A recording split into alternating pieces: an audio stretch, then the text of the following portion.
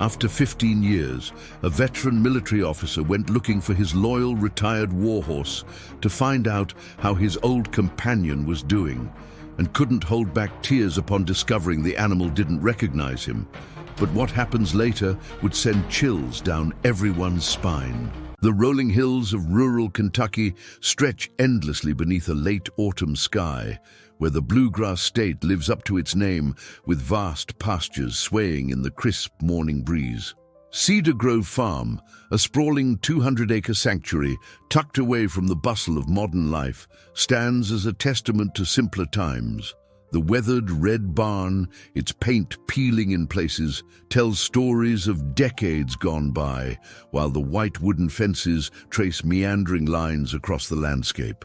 In the distance, the Appalachian foothills create a misty backdrop, their peaks shrouded in morning fog that slowly dissipates as the sun climbs higher. The main farmhouse, a sturdy two-story structure built in the 1920s, sits atop a gentle slope, its wraparound porch offering a commanding view of the surrounding paddocks where horses of various breeds graze peacefully. The property bears subtle hints of its special purpose: wider gates designed for easier access, reinforced fencing, and a series of smaller private paddocks meant for rehabilitation work. A modest arena, its sand surface carefully maintained, serves as a training ground where broken spirits learn to trust again. Near the barn, medical supplies and specialized equipment suggest this is more than just a typical horse farm.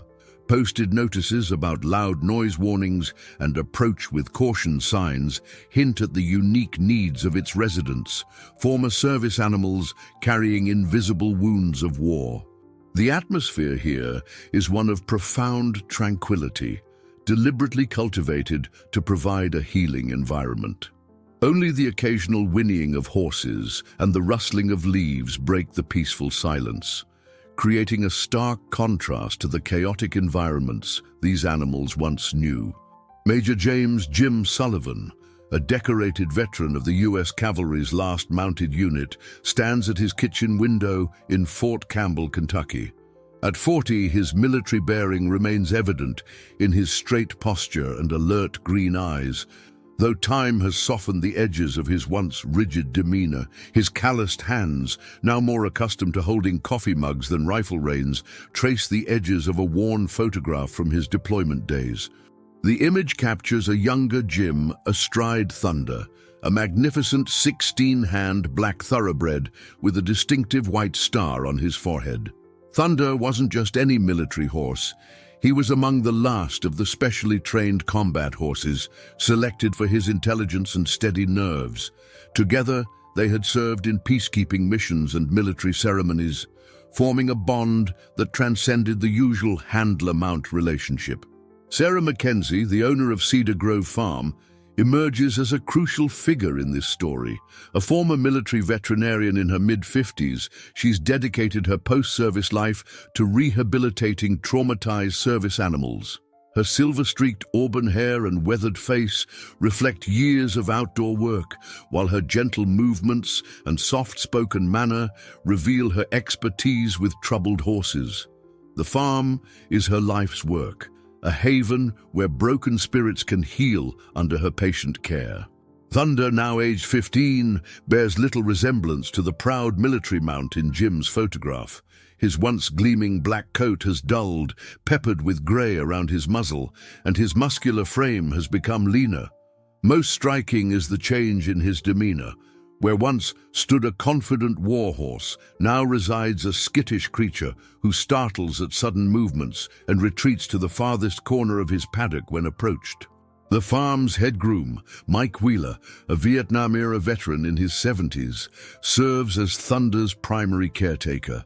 His quiet presence and methodical movements make him uniquely suited to working with traumatized horses. Despite his advanced age, Mike's eyes remain sharp beneath his weathered cowboy hat, missing nothing as he monitors his charge's behavior and progress. Rounding out the farm's core team is Jenny Thompson, a young equine therapy specialist whose modern rehabilitation techniques complement Sarah's traditional approaches. Fresh out of graduate school but wise beyond her years, Jenny's expertise in treating equine PTSD has proven invaluable to the farm's mission. Her clipboard is never far from reach, documenting every small victory and setback in the horse's recovery journeys. Together, these individuals form an unlikely support system, each bringing their own experiences and expertise to the challenging task of healing both visible and invisible wounds of war. The discovery unfolds on a brisk October morning when Jim, sorting through old military documents, finds a forwarding notice from the Army's Veterinary Corps. His hands tremble as he reads the transfer papers. Service horse, R2487, Thunder, reassigned to Cedar Grove Farm, Rehabilitation Facility for Service Animals, Kentucky. The paperwork details Thunder's discharge. Combat-related stress disorder, acute startle response, unsuitable for continued service. Each clinical phrase hits Jim like a physical blow, especially the date of transfer. Just 3 months after their separation, while Jim was still recovering from his own combat injuries in a military hospital. A quick internet search reveals Cedar Grove's location, merely 2 hours from his home. Jim's throat tightens as he views recent photos on the farm's website, and there, in the background of a group shot, he spots a familiar black horse with a white star. Though partially turned away, the distinctive marking and proud head carriage are unmistakable. It's Thunder. Without hesitation, Jim reaches for his phone to call the farm, his voice rough with emotion as he introduces himself. "My name is Major James Sullivan, and I believe you have my horse." "Major Sullivan," she says, extending her hand, "welcome to Cedar Grove. I understand this is a sensitive situation." As they approach Thunder's paddock, Jim spots his old friend grazing at the far end. "Thunder," he calls out instinctively, his voice cracking with emotion.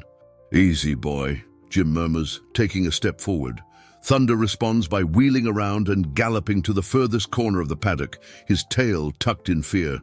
Jim watches Thunder, who's now pacing anxiously. "What happened to him after I left?" he asks, his voice barely above a whisper. "After your unit's last mission," Sarah begins softly, "Thunder exhibited severe symptoms of equine PTSD. Nightmares, hypervigilance, unpredictable aggression. The military vets did their best, but..." As Sarah details Thunder's struggles and small victories over the years, Jim's emotions cascade from guilt to anger to profound sadness. He remembers the loyal horse who once carried him through gunfire without flinching, who seemed impervious to fear. Now, that same animal cowers at the sight of him. Sarah leans forward, her eyes kind but firm. "You were healing too, Major. Guilt won't help Thunder now. What he needs is patience and understanding." As they discuss the rehabilitation plan, Jim's military training kicks in. He begins taking mental notes, approaching Thunder's recovery like a new mission. For the first time since arriving, Jim feels a glimmer of hope. He's back with his old partner, and this time he won't leave Thunder behind. Thunder's reactions vary from wary observation to outright panic. On the third day, when Jim accidentally drops his water bottle, the resulting clatter sends Thunder into a frenzy. The horse gallops in frantic circles, sweat lathering his flanks, eyes rolling with fear. It takes Mike, the head groom, over an hour to calm him down. Jim nods, swallowing his frustration. He's used to taking action, to fixing problems head-on. This slow, seemingly passive approach challenges everything in his nature. These doubts come to a head during a session with Jenny, the equine therapy specialist. As they observe Thunder from the fence, Jenny notes, "His body language is still defensive when you're around. See how he keeps his hindquarters angled towards you. He's ready to flee at any moment." Jenny turns to him, her expression serious. "Major, healing isn't linear. There will be setbacks, but leaving now could reinforce Thunder's trauma. Another abandonment. The question is, are you committed to seeing this through no matter how long it takes?" "Good," Jenny nods, "because we're going to try something new tomorrow. We'll use scent association to help Thunder connect positive experiences with your presence." That night, as Jim settles into his room in the farmhouse, he pulls out the old photograph of him and Thunder. Tracing the outline of the horse's proud profile, he whispers, "I'm here, old friend, and I'm not giving up on you." The following weeks bring a shift in tactics. Jenny introduces scent therapy, having Jim wear a specific cologne during positive interactions with Thunder. Gradually, they move from Jim simply being present to him participating in Thunder's care from a distance, preparing feed, cleaning tack, and even assisting in grooming other horses to demonstrate his gentleness. Progress is painstakingly slow, but there are glimmers of hope. One crisp morning, Thunder accepts an apple from Jim's outstretched hand, their fingers briefly touching the horse's soft muzzle. The moment is fleeting, but it feels monumental. However, just as they seem to be making headway, a significant setback occurs. A military transport plane, off course from a nearby base, flies low over the farm. The sudden roar of engines sends Thunder into a full-blown panic attack. Jim, acting on instinct, rushes into the paddock to calm him. Thunder, trapped in a flashback, sees Jim not as a friend, but as a threat. The horse rears up, striking out with his hooves. Jim narrowly avoids being trampled, scrambling out of the paddock with a gash on his arm where he caught the fence. Sarah pauses, meeting Jim's gaze. "This isn't just about Thunder, is it, Major?" The question hits Jim like a punch to the gut. He hasn't spoken about his own experiences, the nightmares that still plague him, the survivor's guilt that gnaws at his conscience. He's been so focused on Thunder's recovery that he's neglected his own. Jim sits in stunned silence, the realization washing over him. He's been approaching Thunder's rehabilitation like a military operation, something to be conquered. But perhaps what they both need is not a battle plan, but a path to mutual understanding and healing. In the days following the incident, Cedar Grove Farm witnesses a shift in dynamics. Jim, true to his word, begins attending counseling sessions with Dr. Amelia Carter, a psychologist specializing in veteran PTSD. These sessions, held in the quiet of the farm's garden, become a cornerstone of Jim's routine. As Jim slowly opens up about his own experiences, the missions that haunt him, the comrades he couldn't save, he gains new insights into Thunder's behavior. He starts to see their shared trauma not as a barrier, but as a potential bridge. With this new perspective, Jim's approach to Thunder's rehabilitation transforms.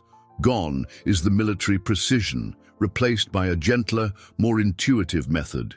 He begins spending time near Thunder's paddock, not with any agenda, but simply being present, mirroring the horse's calm moments and respecting his need for space. One breakthrough comes unexpectedly during a rainy afternoon. As Jim sits under a nearby shelter, reading aloud from a book, a technique suggested by Dr. Carter to create a soothing atmosphere, he notices Thunder gradually inching closer. The horse's ears are pricked forward, listening intently to Jim's voice. Careful not to disrupt the moment, Jim continues reading, his voice steady and low. Thunder, seemingly drawn by the rhythmic cadence of words, eventually stands just a few feet away, his head lowered in a posture of relaxation. This realization ripples through other aspects of Jim's life at the farm. He becomes more open with Sarah and the staff, sharing stories about his and Thunder's past adventures. These tales, once painful to recall, now serve as a reminder of the bond they're working to rebuild. As Jim's approach evolves, so does Thunder's response. The horse begins to show subtle signs of recognition, his eyes following Jim's movements with curiosity rather than fear. During grooming sessions, where Jim now participates from just outside the stall, Thunder's muscles no longer tense at his presence. A pivotal moment occurs during a particularly challenging therapy session for Jim. Overwhelmed by a resurfaced memory, he steps outside to collect himself, unknowingly wandering near Thunder's paddock. Lost in thought, Jim doesn't notice Thunder approaching until he feels a gentle nudge on his shoulder. For a breath, time stands still.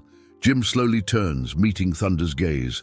The horse's eyes, once wild with fear, now hold a glimmer of their old connection. Instinctively, Jim reaches out, his hand hovering inches from Thunder's muzzle.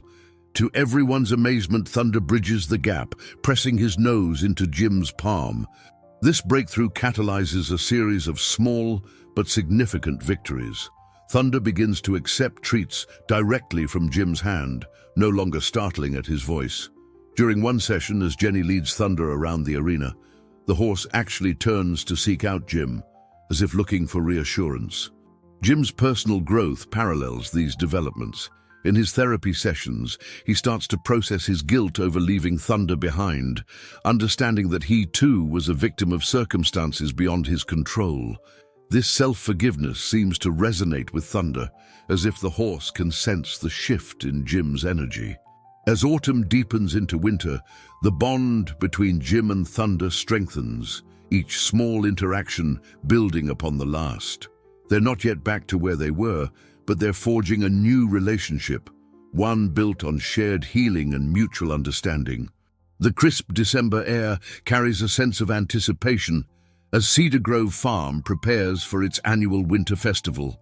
The event, designed to showcase the rehabilitation work and raise funds for the farm, draws visitors from surrounding communities. For Jim and the staff, it represents a chance to demonstrate Thunder's progress. Sarah, after careful consideration, suggests including Thunder in a simple demonstration. Nothing strenuous, just a short walk around the arena with Jim beside him. It's a risk, but one she believes could be beneficial for both. As the day of the festival arrives, the farm buzzes with activity. Fairy lights adorn the barn. The scent of hot cider and pine wreaths fills the air, and excited chatter mingles with the soft nickering of horses. Jim, dressed in his old cavalry uniform at Sarah's request, feels a mix of pride and apprehension as he approaches Thunder's stall. "Hey, old friend," he murmurs, offering an apple. Thunder accepts it readily, a far cry from their first encounter months ago. As Jim leads him out, the horse's steps are steady, his ears pricked with interest at the unusual activity. The demonstration begins smoothly. Jim and Thunder walk side by side, their movements synchronized as if transported back to their military days. The audience watches in awed silence, sensing the significance of the moment. Jim's chest swells with emotion, feeling the familiar rhythm of Thunder's gait beside him. A child in the audience, overcome with excitement, lets go of a bunch of helium balloons. The colorful orbs rush skyward, directly over the arena. The sudden movement and pop of a bursting balloon catapult Thunder back into his war-torn memories. Jim, his own heart racing with adrenaline, fights his instinct to grab the reins forcefully. Instead, he forces himself to remain calm, remembering Dr. Carter's lessons on managing triggers. But Thunder, lost in his flashback, doesn't seem to hear. He bolts, dragging Jim toward the arena fence. In a split second, Jim has to make a critical decision: hold on and risk injury to both of them, or let go and potentially lose all the progress they've made. Time seems to slow as Jim locks eyes with the terrified horse. In that moment, he sees not just Thunder's fear, but a reflection of his own buried traumas surging to the surface. The crowd, the farm, everything fades away, leaving just man and horse on the edge of a precipice. In that crucial moment, Jim makes his choice. Instead of clinging to the lead rope or lunging for Thunder's halter, he releases his hold entirely. But he doesn't step away. Instead, Jim plants his feet firmly and raises his hands, palms out, in a non-threatening stance. The familiar command, delivered with unwavering confidence, seems to penetrate Thunder's fear-induced haze. The horse's headlong rush falters. He rears once more, but this time, Jim doesn't flinch. He maintains his position, a steady presence in Thunder's storm of panic. Slowly, almost imperceptibly at first, Thunder's frantic movements begin to subside. His ears, previously pinned back in terror, gradually swivel forward, focusing on Jim's voice. The horse's nostrils flare, drawing in deep breaths, as if trying to scent out the truth of his situation. Jim begins to hum softly, a cavalry march they both know well. It's a risk, as military tunes could trigger more bad memories, but it's also a bridge to their shared past, to a time when they trusted each other implicitly. "That's right," Jim encourages gently. "Come on home, partner." Thunder stretches out his neck, nostrils quivering. For a heart-stopping moment he hesitates. Then, with a soft nickering sound that seems to carry years of shared memories, he presses his muzzle into Jim's open hand. The tension in the arena breaks. Sarah quickly moves to usher out the audience, giving Jim and Thunder space. As the last of the crowd files out, Jim simply stands with his horse, one hand gently stroking Thunder's neck, the other resting on his own chest, feeling the synchronization of their gradually calming heartbeats. As the winter sun begins to set, casting long shadows across the arena, Jim and Thunder remain in their quiet tableau, man and horse, veterans both, finding in each other the strength to stand their ground against the echoes of their shared past. As the adrenaline of the moment subsides, the true impact of what transpired begins to unfold. Sarah, having ensured all visitors have safely left, approaches Jim and Thunder cautiously. Her eyes are wide, with a mix of concern and something else, a dawning realization. Sarah continues, her voice filled with barely contained excitement. "In all my years working with traumatized animals, I've never seen a breakthrough quite like this. The way you managed to reach Thunder in the midst of his panic, it's remarkable." As Sarah speaks, Jenny joins them, her clipboard forgotten in the intensity of the moment. "Major Sullivan," she interjects, "your connection with Thunder, your ability to ground him, it's not just beneficial for him. What we've witnessed here could potentially revolutionize our approach to equine PTSD treatment." "Exactly," Jenny nods emphatically. "Your intuitive understanding, born from your shared experiences, created a breakthrough that our traditional methods haven't achieved. This could open up new avenues for helping other horses, and potentially even human veterans." Sarah places a hand on Jim's shoulder. "We'd like you to consider taking on a more formal role here at Cedar Grove, Jim. Your insight could be invaluable, not just for Thunder, but for all our rehabilitation efforts."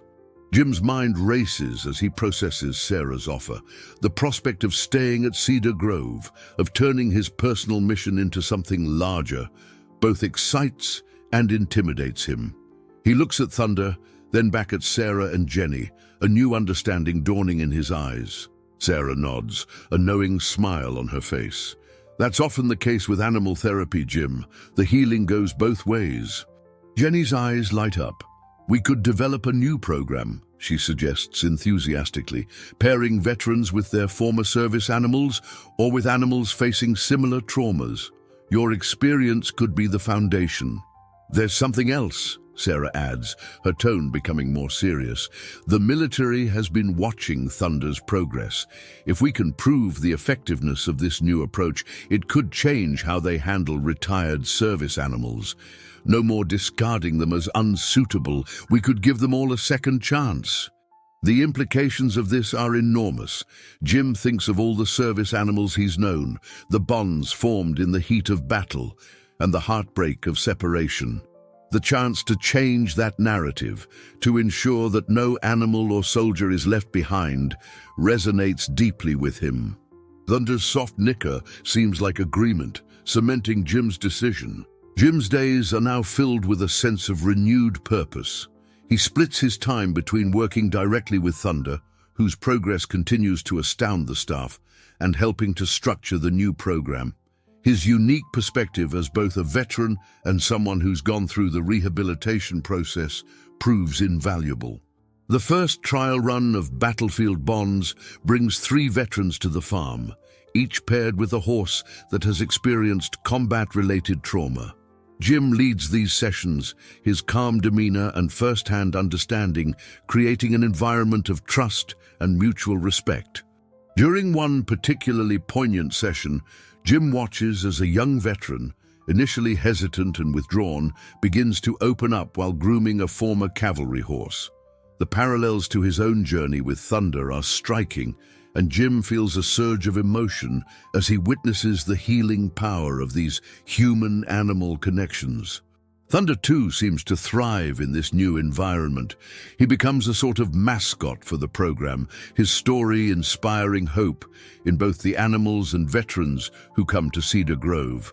The horse that once shied away from human contact now stands proudly beside Jim, a living testament to the power of perseverance and understanding. As word spreads about the success of Battlefield Bonds, Cedar Grove Farm gains national attention. Military officials, veterinary experts, and mental health professionals visit to observe the program in action. The impact extends beyond the farm, influencing policies on the treatment and retirement of service animals across various branches of the military. Jim finds himself speaking at conferences, sharing his and Thunder's story to advocate for better support systems for both veterans and service animals. His journey from a struggling veteran to a pioneer in animal-assisted therapy becomes an inspiration to many. Thunder's transformation is equally remarkable. The once traumatized horse now confidently assists in therapy sessions, his calm presence helping to soothe other animals and veterans alike. In a touching ceremony, Thunder is officially recognized by the military for his service and his role in developing the new rehabilitation techniques. On a personal level, Jim and Thunder's bond deepens in ways neither could have imagined. They often spend quiet evenings together, Jim reading aloud or simply sitting in companionable silence. It's during these moments that Jim realizes they've both found not just healing, but a new purpose. One crisp autumn day, mirroring their first meeting at Cedar Grove, Jim and Thunder stand together on a hilltop overlooking the farm. As the sun sets, painting the sky in hues of orange and purple, Jim rests his hand on Thunder's neck, feeling the strong, steady pulse of his partner and friend. The ripple effect of Jim and Thunder's journey extends far beyond the boundaries of Cedar Grove Farm. For the veterans who participate in the Battlefield Bonds program, the impact is profound and life-changing. Many arrive at the farm bearing invisible wounds, their spirits as battered as the traumatized animals they're paired with. But as they work alongside Jim and witness the living example of healing that he and Thunder represent, a spark of hope ignites. One participant, a former Marine named Lisa, arrives withdrawn and skeptical. Her service dog had been killed in action, leaving a void she thought could never be filled. Through her work with a gentle mare named Starlight, Lisa slowly begins to open up. One day, as she's grooming Starlight, she breaks down in tears, finally allowing herself to grieve for her lost companion and process her own trauma. "I never thought I'd feel this connection again," Lisa confides to Jim, her eyes shining with a mix of tears and newfound hope. "It's like Starlight understands me in a way no human can." For Jim, moments like these are deeply emotional. He sees reflections of his own journey in each veteran and animal pairing, each small breakthrough a victory that resonates with his own experiences. The gratitude in the eyes of both humans and animals as they begin to trust and heal together fills him with a sense of purpose he'd thought lost forever. The success of Battlefield Bonds begins to shift public perception about both veterans and service animals. Media coverage of the program highlights the often overlooked emotional toll of war on animals, leading to increased support for animal welfare in military and law enforcement settings. Donations pour into Cedar Grove Farm, allowing for expansion of the facilities and the ability to help more veterans and animals. Jim finds himself becoming an unexpected spokesperson for this cause. His talks at veterans events and animal welfare conferences are deeply moving, often leaving not a dry eye in the house. He speaks candidly about his own struggles, the dark times when he thought he'd lost everything, and how his reunion with Thunder gave him a second chance at life. "These animals aren't just tools," Jim often says in his speeches. "They're our partners, our friends. They carry the weight of our wars in their hearts just as we do. We owe them the same care and respect we'd give any human veteran." On a personal level, Jim experiences a profound sense of healing and purpose. The nightmares that once plagued him have largely subsided, replaced by dreams of galloping across open fields with thunder. He finds joy in the simple moments, watching the sunset with thunder, sharing stories with other veterans, seeing the first glimmer of trust in a traumatized animal's eyes.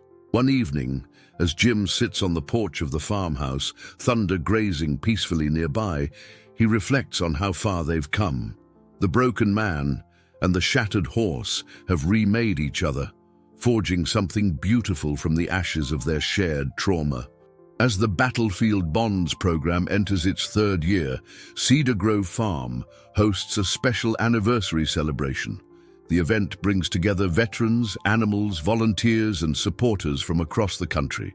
The farm, once a quiet sanctuary, now buzzes with life and purpose. When I first came here, I was a broken man looking for a lost friend. What I found was so much more. In thunder, in each of you, and in every animal we've helped, I've seen the incredible resilience of the spirit. We've all carried burdens from our past, Jim continues, but here we've learned that we don't have to carry them alone. Through trust, patience, and understanding, we can heal. Not just ourselves, but each other. Our scars, both visible and invisible, tell a story, but they don't define our future. Together, human and animal, we write new chapters. We prove that from the darkest experiences can come the most beautiful connections. In the years following the establishment of Battlefield Bonds, Cedar Grove Farm becomes a beacon of hope for veterans and service animals alike. The program expands to multiple locations across the country, with Jim and Thunder frequently traveling to help set up new centers and train staff. The impact of their work reaches far beyond individual healing. Military and law enforcement agencies revise their policies on animal retirement and care, implementing more humane practices inspired by the Cedar Grove model. Universities partner with the program to conduct research, furthering the understanding of the human-animal bond in trauma recovery. Jim's book, Hoofbeats of Hope, becomes a bestseller, bringing their story to an even wider audience. It sparks a national conversation about the often overlooked emotional needs of both veterans and service animals. Perhaps most significantly, the success of Battlefield Bonds leads to a shift in societal attitudes. Veterans and service animals are increasingly seen not as casualties of war, but as valuable members of society with unique gifts to offer. 5 years later, Jim stands in a new pasture at Cedar Grove's expanded facility. Beside him, Thunder, now graying but still strong, watches over a group of young colts, future therapy horses. As the sun sets, Jim reflects on their journey. What began as a mission to save one horse has blossomed into a legacy of healing for countless others. Their story, far from over, continues to inspire hope and second chances. As you've witnessed Jim and Thunder's transformative journey, remember that healing and second chances are possible for all. Consider supporting local veteran and animal welfare organizations in your community. Whether through volunteering, donations, or simply spreading awareness, you can play a part in creating more success stories like theirs. Together, we can ensure that no veteran or service animal is left behind.